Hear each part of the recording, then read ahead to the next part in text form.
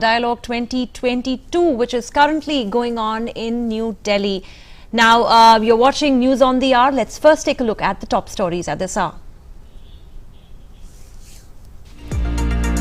On the last day of the Raisina dialogue today, Union Minister Meenakshi Lekhi gives welcome address, says with changing times, the role of India is going to be pivotal. Also says globalization has become challenging and that Atmanirbharta has become more integral. The Union Ministers, Dr. S. Jaishankar, Bhupendra Yadav, Rajiv Chandrasekhar and Smriti Irani will be participating in various sessions on different topics. Closing remarks will be given by Union Minister Rajkumar Ranjan Singh. In a major escalation of the Russia-Ukraine tensions, Russia warns Poland, Bulgaria of gas supply cuts on Wednesday. While attacks reported in breakaway Moldovan region, Kiev blames Russia for the attacks.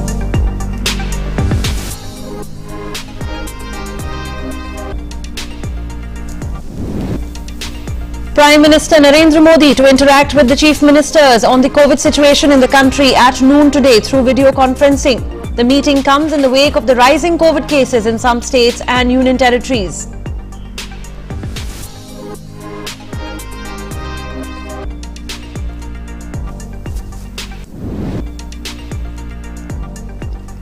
Vice President M. Venkaiah Naidu to shortly inaugurate the newly erected 100-meter tower for the 10-kilowatt FM operation at the AIR FM station and dedicates the FM tower to the people of Nellore. The CEO Prasar Bharati also attends the program.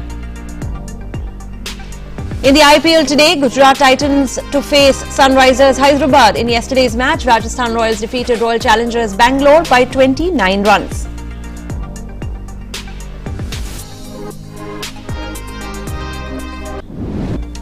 Manchester City beat Real Madrid 4-3 in the first leg of the semi-finals of the Champions League last night.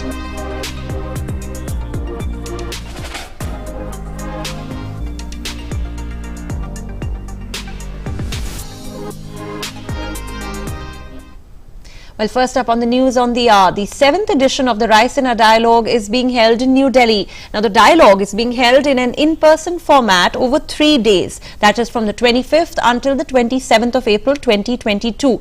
On the final day of the Raisina Dialogue today, the Minister of State for External Affairs Meenakshi Lekhi delivered the welcome address.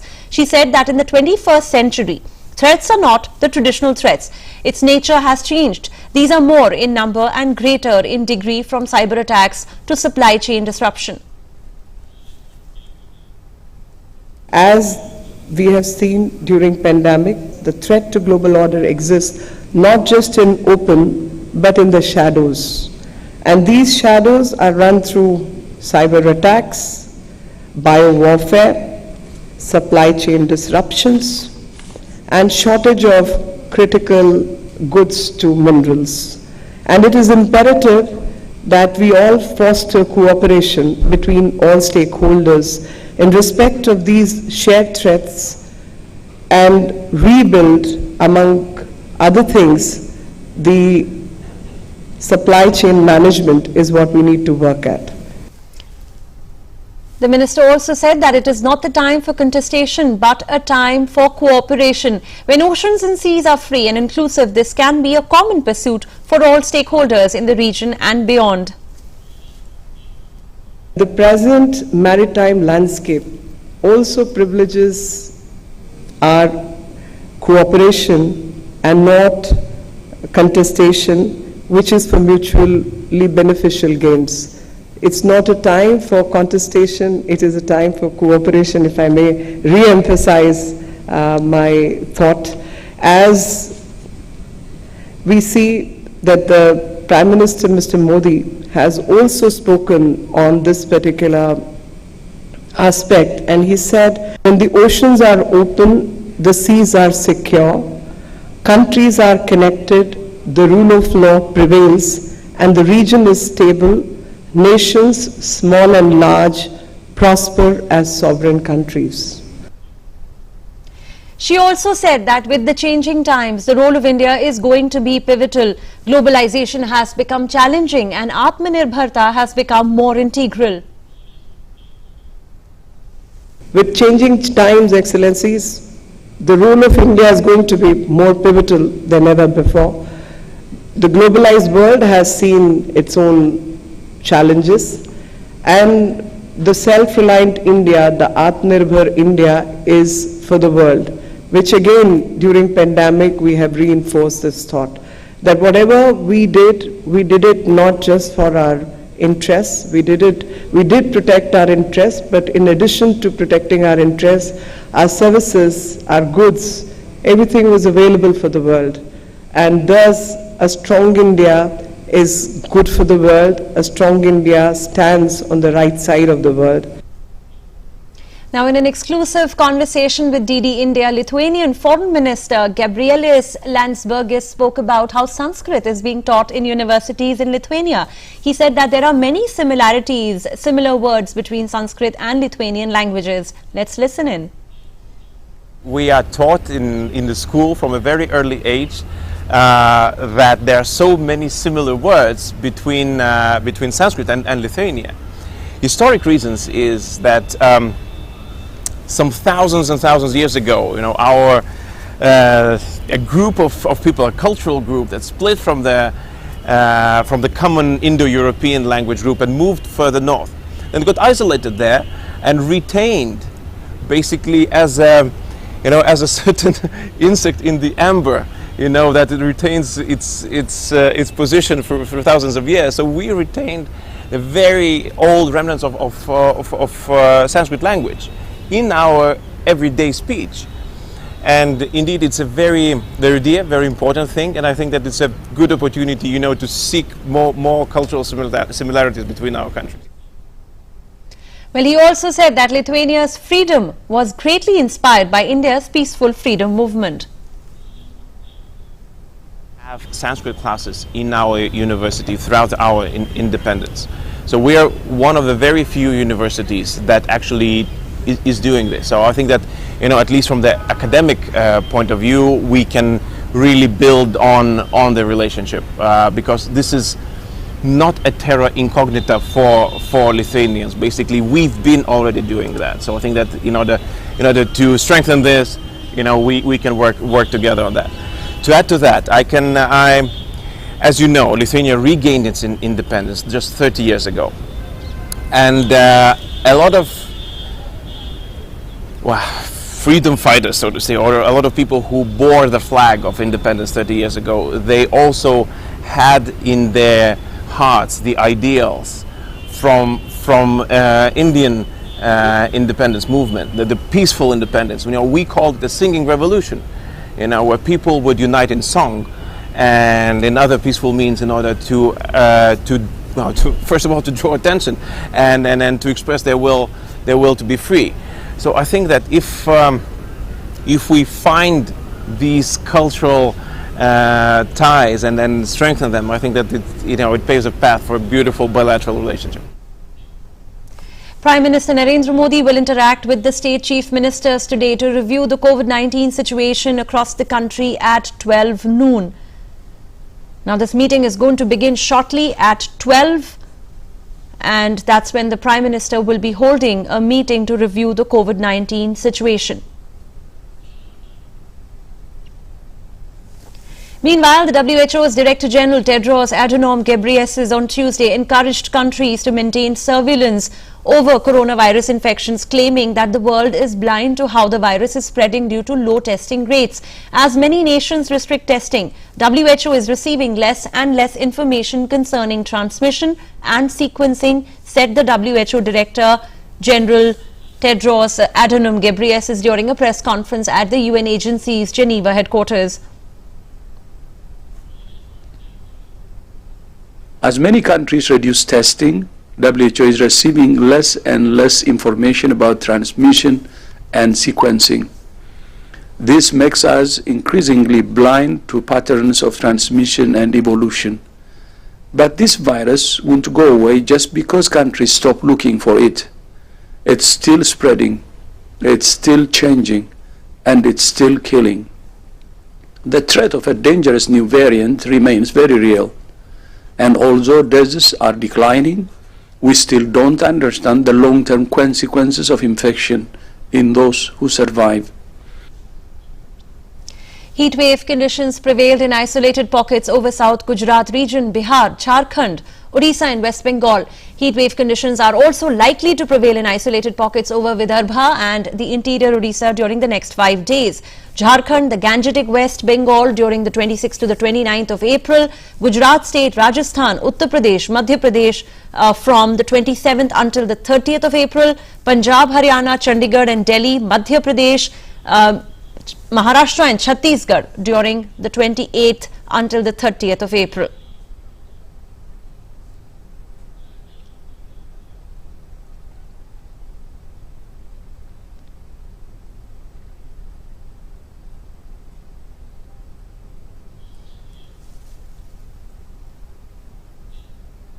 Now, in a tragic accident, at least 11 people died and 15 were injured after they were electrocuted during a temple festival in Kalaimeru of Tanjavur district, Tamil Nadu. The 94th Upper Guru Puja festival for Lord Ayyappa was celebrated on Tuesday night. There was a large crowd of people from nearby areas who were participating in this event. Devotees participating in the event were pulling the temple chariot through the streets when an electric wire got entangled in the chariot as it was being turned in the Kalimeru area on Tanjavur Puthalur Road. The chariot caught fire when electricity flowed through it. 11 people, including the temple priest Selvam, were reported to be killed. 15 others were rushed to the Tanjavur Medical College Hospital. More casualties were averted as the crowd of devotees was some distance away. Emergency services and district officials rushed to the spot. Officials including District Collector Dinesh Ponraj Oliver, who visited the Tanjavur hospital in connection with the incident, expressed their condolences to the victims and expedited the treatment of the injured.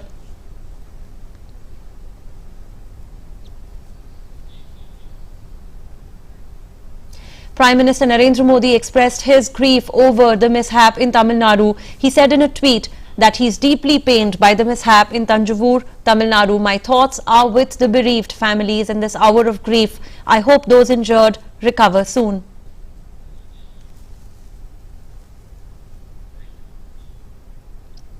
Well, it's time for us to take a very short break. We'll be back with more on the other side. Stay with us.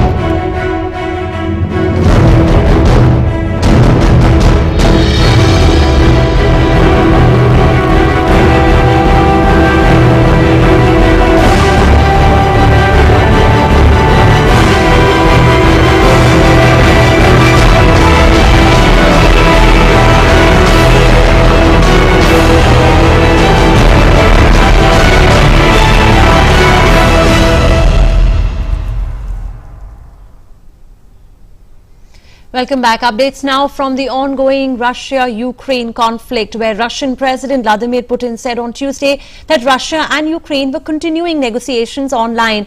At a meeting with the United Nations Secretary General Antonio Guterres in Moscow, Putin also said he hoped that talks would yield a positive result.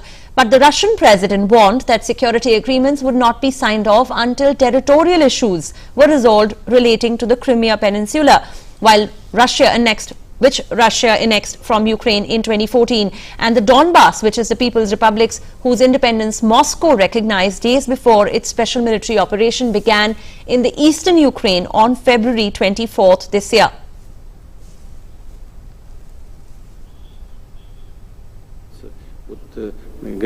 We can't sign security guarantees without deciding upon the territorial issues related to Crimea, Sevastopol and the Donbas Republic.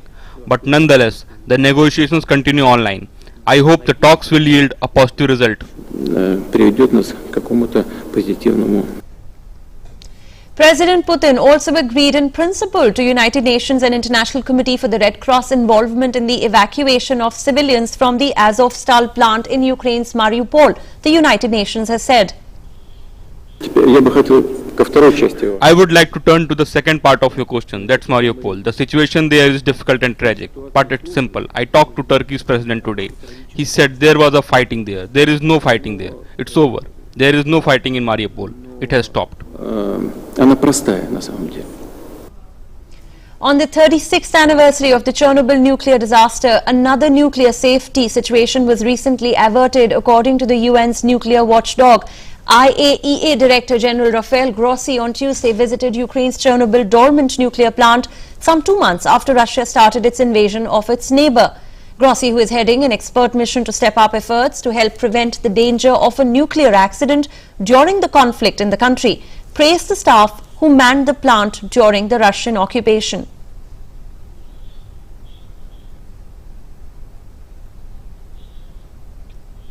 In this case, what we had was a nuclear safety situation that was not normal, that could have developed into an accident. I think the first credit must go to the operators, to these people here, because they carried on their work in spite of all the difficulties, in spite of the stress, in spite of the fact that they could not be working normally.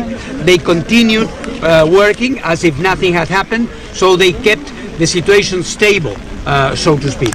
And this, in this sense, the worst was, of course, avoided. Now we have to continue with that.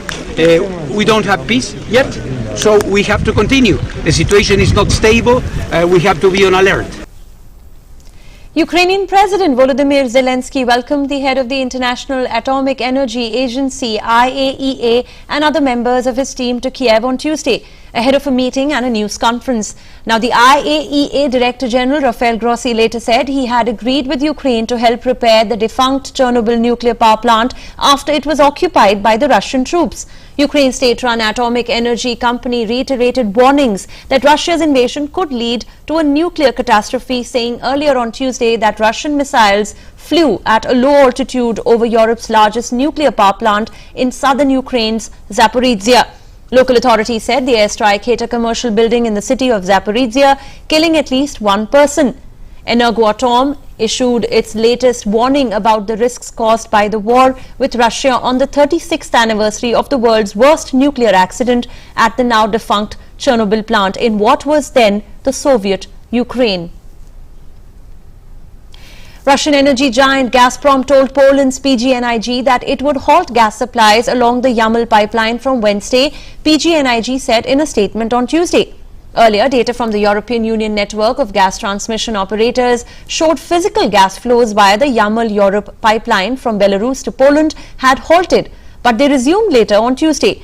Now, Poland's energy supplies are secure, Poland's climate ministry said on Tuesday, adding that there was no need to draw from sufficient gas reserves and that gas to consumers would not be cut.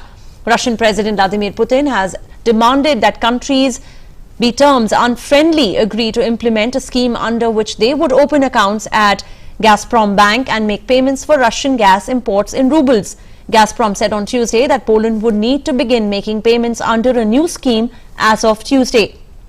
The PGNiG said on Tuesday it would take steps to reinstate the flow of gas according to the Yamal contract and that any halt of supplies was a breach of that contract.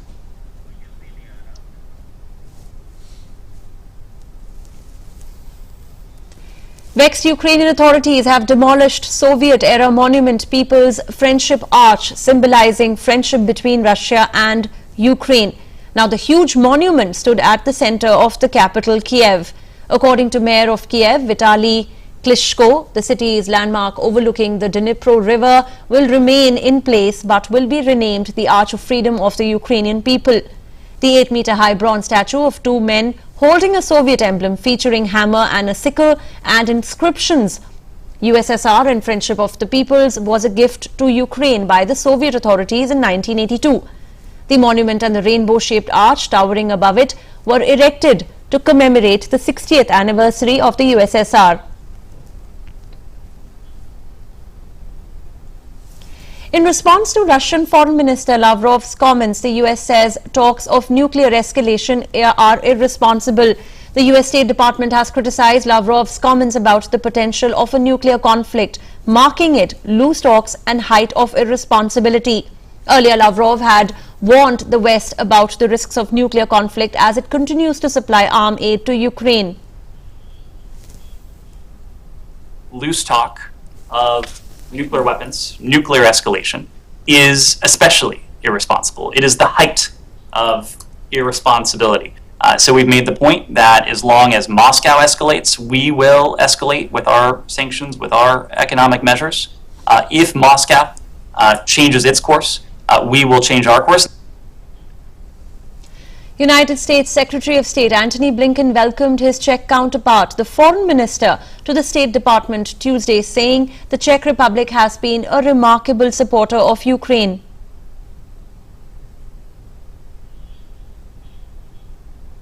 The Czech Republic has been a remarkable supporter of Ukraine in this effort.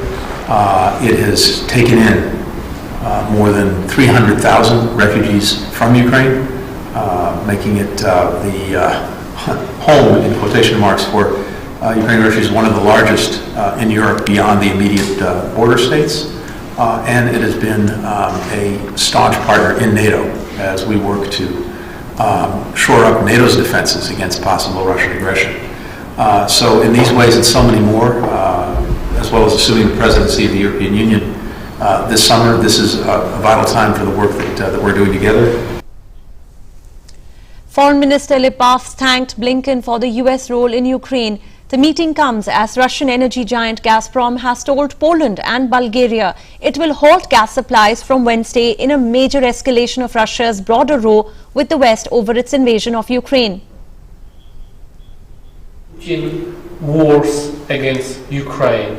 It's something we have not witnessed basically since the end of the Second World War. It's an attempt to attack the international order, and it is very important for Central and Eastern Europe to know that we are not left alone, that being member of NATO means that there is a commitment to care for each other, and that this is a policy of the United States, that we can be sure that we have this partnership, and that you care, that the United States care about Europe.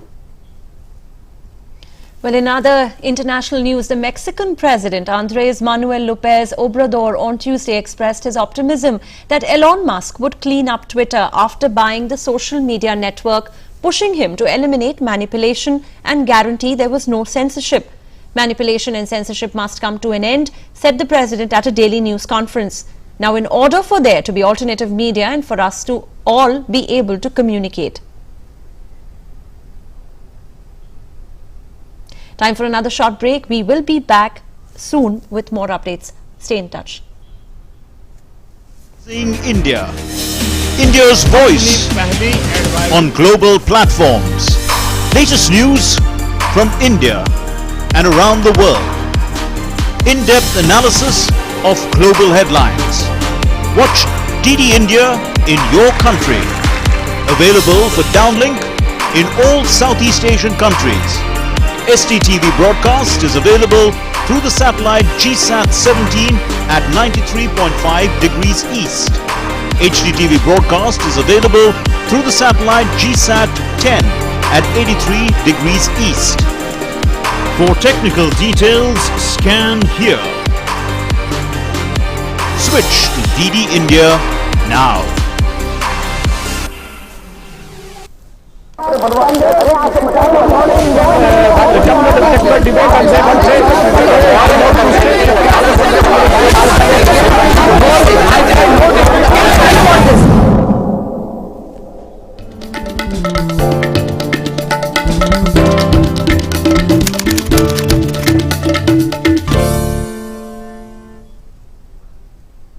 The changing world of news. Headlines that you wake up to. News that shapes your day. Stories that matter to you. The latest and most accurate updates. A fresh start to a new day. The Breakfast News, Monday to Friday, 8 a.m. on DD India. Namaste India. Namaste land. Marhaban ila al-Hind. Zari India. Ni hao. Salam India. Namaste India. Namaskar Bharata.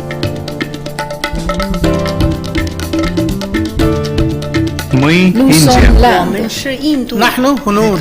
India. Ma Hindi Hasti. Mung Hindian. Salam Hindustan. We are India.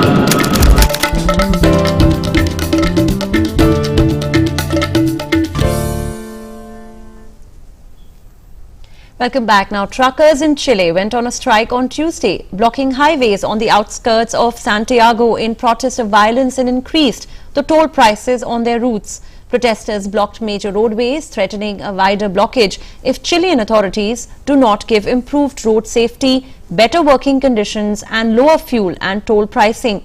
During the partial strike, 9 persons were detained, some of them hindering vehicle traffic and others for public disruption, according to Chilean officials. A spokesperson, Jen Psaki, said on Tuesday that US Vice President Kamala Harris had tested positive for COVID-19 but was not showing any symptoms amid the White House COVID-19 response chief Ashish Jha said it's difficult to ensure no one gets COVID, including the US President Joe Biden, and that the goal is to reduce infections and hospitalizations. According to White House spokesperson Jen Psaki, Biden tested negative on Monday and she does not anticipate the White House to tighten up standards in the light of Harris's positive test result. A bomb blast on a minibus killed 3 Chinese employed at Karachi University's Confucius Institute on Tuesday, officials and police said, in the first major attack on Pakistan on nationals of long-time ally China last year. The 3 were among passengers on a minibus travelling near the university when the bomb exploded, killing the Chinese and a 4th person, a Pakistani, the police said. The Baloch Liberation Army, BLA separatist group, claimed responsibility for the blast, adding in an email sent to Reuters that it had been carried out by a woman suicide bomber.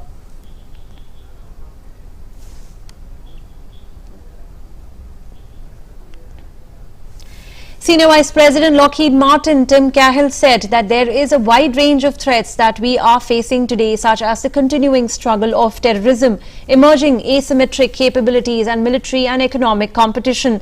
Speaking at a panel discussion, Sabre of Silicon, reassessing a 21st century global risk landscape at the Raisina dialogue, he said that the domains in which our adversaries operate now are very, very broad. He added that to deal with the threat scenario, we need to develop networked systems. Let's listen in.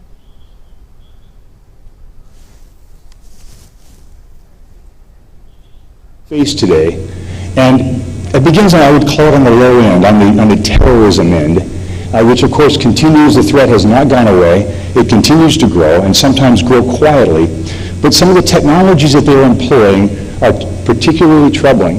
It's very difficult now. So on one hand of the spectrum, we have these technology endeavors that are driving a threat for us to try and detect and destroy very cheaply. So you have this range of threats now, from the very small and within anywhere within the world to the very and easily deployed and subtly deployed and deployed with deniability, which we see in parts of the world.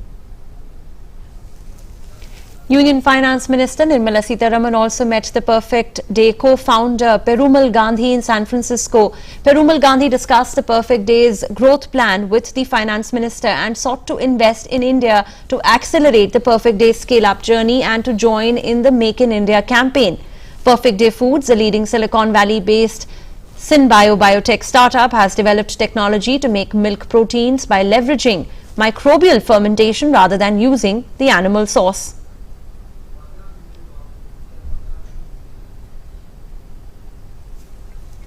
Perumal Gandhi, the co-founder of the Perfect Day Foods, also said that Finance Minister offered the government support to encourage further investment in India and also offered advice on how to scale up faster and improve access to raw materials. Hi everybody. everybody. My name is Perumal. I co-founded Perfect Day along with Ryan. We're based out of Berkeley, California, but have been investing in India quite a bit over the last 2 years. We started with an R&D facility in Bangalore. We just announced a major acquisition based out of Gujarat to accelerate our manufacturing hub based out of India.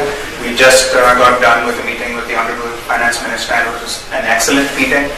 She offered the government's complete support in attracting startups like us to continue to invest in India, as well as even gave us a really good idea on how to scale faster, where one of our big critical bottlenecks is access to our raw material, which is sugar.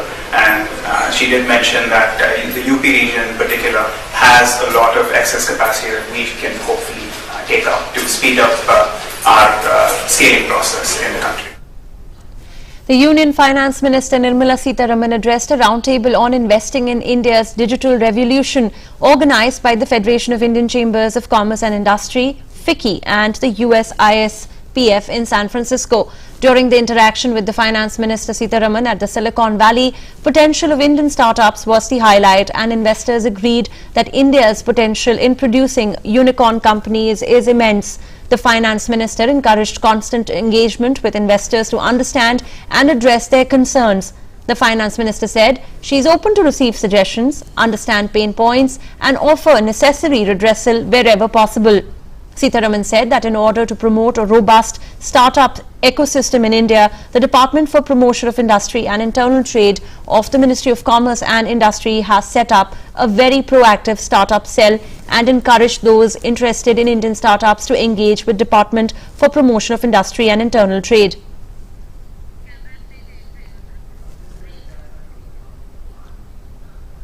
It's time for another short break. We will be back with more on the other side. Stay with us. India, India's voice on global platforms. Latest news from India and around the world. In-depth analysis of global headlines. Watch DD India in your country. Available for downlink in all Southeast Asian countries. STTV broadcast is available through the satellite GSAT 17 at 93.5 degrees east. HDTV broadcast is available through the satellite GSAT 10 at 83 degrees east. For technical details, scan here. Switch to DD India now.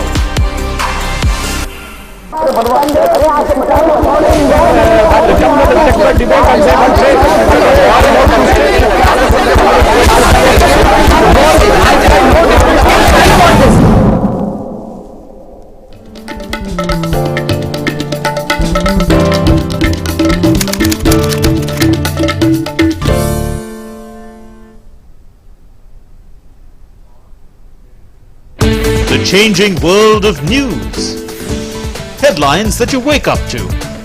News that shapes your day. Stories that matter to you. The latest and most accurate updates. A fresh start to a new day.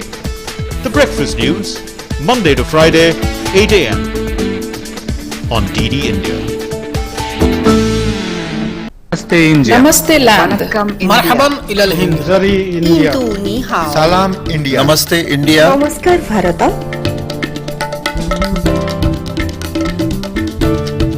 India.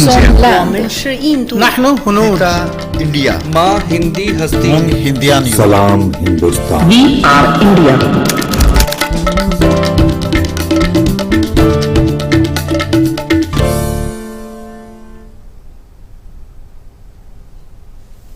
Welcome back. You're watching News on the Hour. Updates now from the world of sports. Khelo India University Games are on, and former India Olympian Anju Bobby George is encouraging young sportspersons to participate in the ongoing Khelo India University Games that are being held in Bangalore. Anju Bobby George said in a conversation with DD India that the government of India has prepared this wonderful platform for the young players from where these promising Indians sporting will get medals on the global stage. We have World Championship medalist and legend Miss Anju Bobby George with us. Welcome ma'am, welcome to DD India. First of all, Khelo India University Games 2021 is being held. Biggest opportunity for the youngsters to showcase their talent? Yes, definitely, because all these kind of events are happening after 2 years, and this is the second edition of Khelo India, and these all are, in my view, it's a stepping stone for their further achievements, and they will be noticed in maybe after getting medal they will be in some other programs like Target Olympic Podium if they do better, and see, Khelo India is a grassroots program, but it's coming till the college level, and then it's a kind of pyramid, and these kind of opportunities actually we missed during our time, but I'm really happy that I can be a part of this second edition, and good luck to all the athletes. Ma'am, it's certainly a great exposure for the young athletes, and it will be easy for them. I'm talking about the transition from junior to senior level through Khelo India University Games. Yeah, as I said, it's a pyramid actually. Khelo India is really a grassroots program, and then it's coming up to the college level, and then slowly it's moving further for Asian Games, Commonwealth Games, or World Championship or Olympics. So actually, see, this is a government flagship program, and all the athletes are recognized, and they are getting enough support from government side. So for them, it's easy for them to do better in their events because all other support they are getting from government side, and see, these kind, as I said, we missed all these opportunities. But what do you have to say about the standards of the athletes here, the way they are performing? Are they matching the international standards? See, they are doing this is a college level competition, and after 2 years of this corona pandemic, actually most of our kids were out from their field, and they are slowly coming back and enjoying the sport now. So I am not sure whether they can achieve their best, but still, of course, yes, definitely, it's a kind of opportunity for them to showcase their talent. And yes, this is a very big year, Commonwealth Games, Asian Games, and most of them will be in their peak, and slowly they are moving towards their peak. So I guess, yeah, definitely they'll be doing better. And first step towards realizing the dream of winning more and more medals in bigger competitions, international competitions, especially Olympics? See, this Khelo India, how they are organizing, so we need to give a big hand clap for them, and it's a kind of mini Asian Games or Commonwealth we are organizing, though it's in different part of the city, but the venues are really perfect, and kids are actually really enjoying. I don't think there is any trouble for them, and yes, of course, and see, from bottom till Prime Minister till lower level, actually it's a big support what they are getting, and as I said, it's a flagship program from the government side, so you can imagine how much support they are getting. Thank you ma'am, thank you so much for your time. With cameraman Sandeep, this is Abhishek Mahajan in Bengaluru for DD India. Shurwangi Bandekar of the Jain University has managed to win 4 medals with 2 gold in swimming. Shurwangi also spoke with DD India correspondent Abhishek Mahajan and said that her dream is to win a medal for India in the Olympics. Let's listen in. Shruti Bandekar is with us. She has won 4 medals in swimming and broke the meet record also in 200-meter backstroke. Welcome to DD India. First of all, it's always good to win medals, whatever the tournament is. I've trained very hard for this, and my coaches, parents, they have given their 100%, and because of them only I'm here, because I have a lot of support even from the Jain University and even Khelo India. They are supporting us a lot, and that is why I am in this position right now, doing well. Yeah.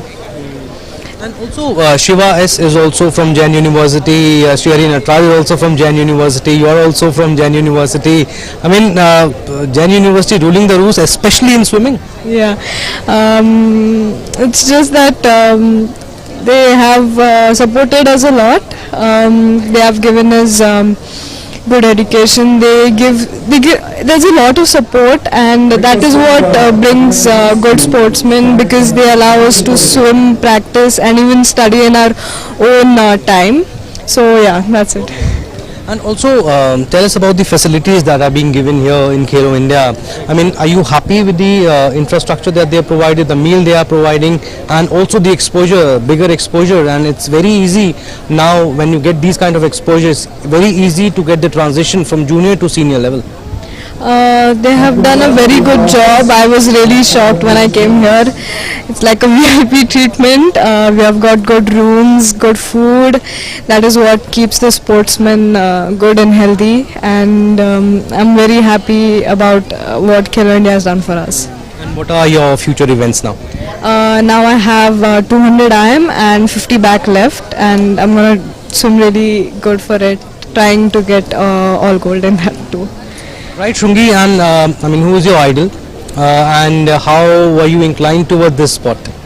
Actually, my brother was swimming, so I saw him swimming, and even I thought of swimming. So I came into swimming, and then I started liking it. So then I started training good for it, and then I started getting medals. So it kept me going. So that's how I came up on this level. And I know sports person, they don't like to keep long-term goals, but what is your next target? And if I ask you about your ultimate ambition, but first if we talk about your next destination and then your ultimate target. Right now I want to do good in international meets. I want to get medals in international meets, and then go for Olympics and do good there too. That is the ultimate goal. Right, thank you Shungi, thank you for talking to us, and all the best for future. Right, this is Abhishek Mahajan in Bengaluru with cameraman Sandeep for DD India. Indian badminton player Trupti Murgunde too encouraged young players to participate in the Khelo India University Games in Bangalore. She also spoke to DD India. Let's listen in what she had to say. We have Major Dhyanchand Awardee and Commonwealth Games medalist Trupti Murgunde with us. Welcome, ma'am. Welcome to DD India. First of all, biggest platform for the youngster here at the Khelo India University Games 2021 at the grassroots level to showcase their talent. Totally. I mean, this is my first day. I have come out now to watch the games, and I visited the shooting range today. This was my first time, in fact, watching shooting in live. I always watched it on TV. I was very thrilled, and I thought initially I would just sit for like 15-20 minutes, but it kept me engaged so much that I sat and watched the entire finals. Yes, some learnings for me as well. It was very good to know what the medalists out here in that particular event, if I have to talk about, there was some new talent which we saw. So they are not from the Khelo India program, or from the NCOE or the other programs. So that is something what we get out of Khelo India always. This is what we are also looking at, getting the new talent. And this sort of exposure definitely makes you much stronger mentally also, because I remember back in our days, this sort of gives me a feeling of a Commonwealth, a mini Commonwealth Games or a national Commonwealth Games sort of a event, because you are staying together. The facilities are given at the topmost, whatever the international standards, even technical way also it is conducted in a very international manner. So this sort of exposure in your own country, when you get it, you don't get that excited and that distracted when you go out to play. So this sort of games will definitely help our athletes. You saw the different competitions. Are we matching up to the standards? Are we going to do better? This is going to help us to do better in nationals now? Yes, definitely. I mean, if you see, it's competing among our best, within the country. We have seen Sri Hari Nataraj participating in this event. He's already played the Olympics. So his presence, or for that matter, Duti Chand, and a few more players who have already made their mark at the international level. So when they compete with these sort of players, it's sort of a motivation, encouragement, and these players, athletes also look up to them, that some point we are also going to be there. So they get that sort of a belief, that sort of a confidence, which is what these sort of games give it. And big credit to the government to focus at the grassroots level. And first they started with Khelo India Youth Games, and now University Games. This is the second edition. Yes, I was there fortunately at the first edition as well, and I was really taken aback seeing the entire arrangement. And if this is how it is going to continue and going to get better and better, the participation is much higher this time. We have seen nearly about, if I'm not wrong, 189 universities, about 4,000 athletes. We've included 2 indigenous sports. I think that's a good step because I feel Malkhamb is tough. Physically and a very mentally challenged sport. Yogasana, of course, it's making such an international mark now, and Yogasana is such a thing that I feel every athlete should go through it, because it not only as a sport, but it helps you, in a very holistic way. And talking about the support, yes, these sort of support at the grassroots level is very, very vital, because this is what gives you the push. Especially at the university games, I always feel you are in a stage where the athlete, has sort of to decide whether he will go ahead with the education or will go ahead with the sport. So we have also experienced this in our times. So when you have something encouraging like this, you see Khelo India Games is one of the aspects of Khelo India. You have various other aspects. You have the Khelo India infrastructure, you have the Khelo India support, the sponsorship for the players, for their training and everything. So it doesn't end only at the games, but whereas it will support you for future. So when you have these things, you don't have anything else in back of your mind. It's only the thing is going to be focus and just do your best. Heartening to see more and more participation of women athletes, like our Prime Minister also says, Beti Bachao, Beti Padhao and Beti Khilao also. I'm very proud of that, being a woman myself. Yes, and I always feel that a woman, when she gets into anything, I think she has that grit, she has the capability, and she is very well focused in what she wants to do. I think probably it comes naturally to us. And I think given a chance, they do their best, and we've always seen it even in the Olympics, or whether it is at the Khelo India.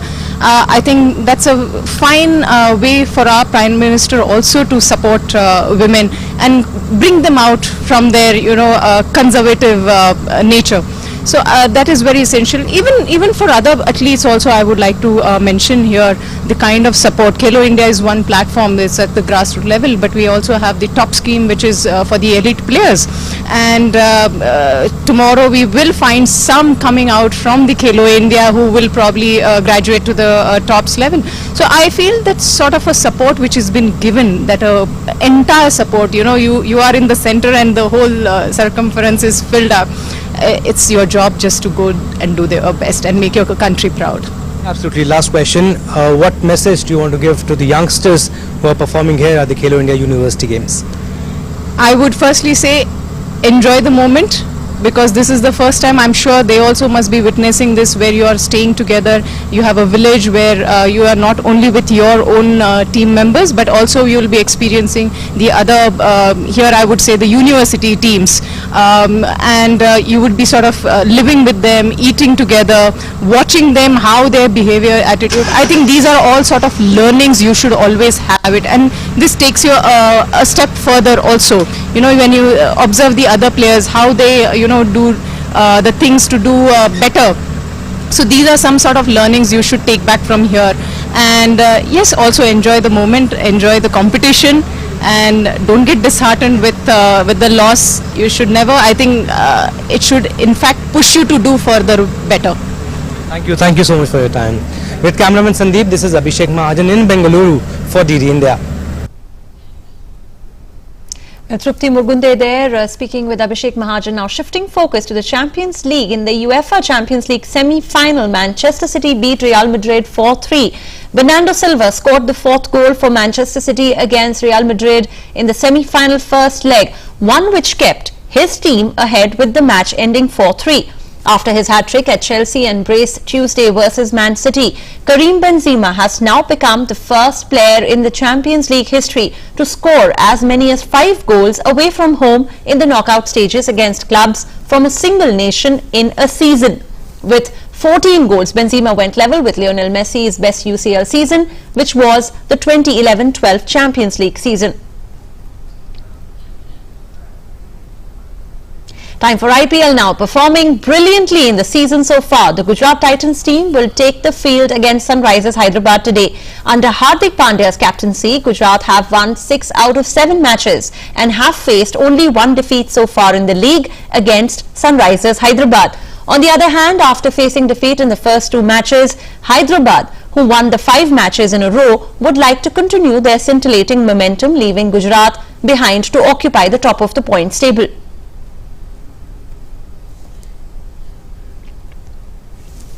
In the 39th match of the IPL, Rajasthan Royals defeated Royal Challengers Bengaluru by 29 runs. Batting first after losing the toss, Rajasthan Royals scored 144 runs for 8 wickets. Riyan Parag scored an unbeaten 56 for Rajasthan and completed his second half century of the IPL. Now in response, the RCB's batting proved to be a disappointment once again, and it was reduced to only 115 runs.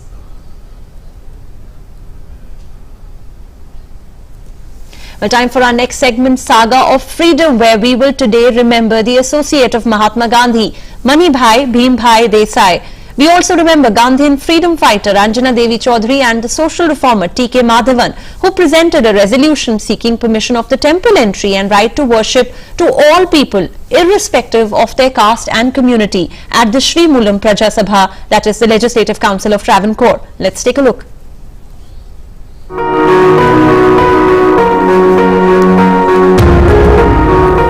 In today's episode, we remember Manibhai Bhimbhai Desai, who was born on the 27th of April 1920 in Surat, Gujarat. An associate of Mahatma Gandhi, Manibhai Desai was imprisoned during the Quit India movement in 1942. In 1946, Mahatma Gandhi sent Manibhai Desai to the Nature Cure Ashram at Uruli Kanchan, situated near Pune. He dedicated himself to rural development based on modern and scientific lines. Desai also promoted many initiatives for the benefit of rural people, including water distribution systems in drought-prone areas, rural school at Uruli Kancham, with emphasis on vocational training and cooperative joint farming society. Desai was awarded the Padma Shri by the Government of India. Manibhai died on the 14th of November 1993 in Pune. The institutes he established continue to serve the nation and the people. We salute the great Gandhian nationalist. We also remember Gandhian freedom fighter Anjana Devi Chaudhary, who passed away on the 27th of April 1981. She, along with her freedom fighter husband Ram Narayan Chaudhary, fought against the feudal policies of the princely states of Rajputana. Through Rajasthan Seva Sangh, founded in 1920, Anjana Devi worked towards advancing the causes of poor farmers and landless labourers. Anjana Devi awakened political consciousness among the women of Mewar and Bundi from 1921 to 1924. She was arrested and exiled from Bundi state. Later, she led a procession of 500 women in Bijolia and got the arrested farmers released. Anjana Devi was imprisoned twice for her participation in national movements from 1932 to 1935. She dedicated herself to the service of Bhils in Dungarpur state in the 1930s and participated in Mahatma Gandhi's programs by staying in Sevagram Ashram from 1939 to 1942. For 5 years, she was busy running the Women's Information Department of the Bharat Sevak Samaj. Throughout her life, she continued to work with a dedicated spirit for public service and nation building. We salute the great daughter of India. We also remember social reformer T.K. Madhavan, who died on the 27th of April 1930. He was the original architect behind the Vaikom Satyagraha. The Vaikom Satyagraha is a testament to the importance of the struggle against the regressive social practices as part of the war against the British colonizers. Madhavan was born on September 2nd, 1884 at Karthikapalli, Kerala. He was very active in the social reform movement and in 1915 started the weekly newspaper Deshabhimani. In 1918, he presented a resolution seeking permission of temple entry and right to worship to all people, irrespective of caste and community, at Sri Mulam Praja Sabha, the Legislative Council of Travancore. The resolution was presented in the Kakinada session of the Indian National Congress in 1923. In 1924, Vaikom Satyagraha was started under the leadership of Madhavan, K. Kelappan and K.P. Keshav Menon to get the right of oppressed classes to walk along the road in front of Vaikom Mahadev temple. Madhavan and Keshav Menon were arrested and imprisoned. Finally, the Maharaja of Travancore agreed to open the road to all classes of people. However, he had to continue his struggle for the temple entry. He met Gandhiji at Tirunelveli and persuaded him to visit Vaikom. Madhavan fought for the rights of people till the very end. We salute the great Indian temple.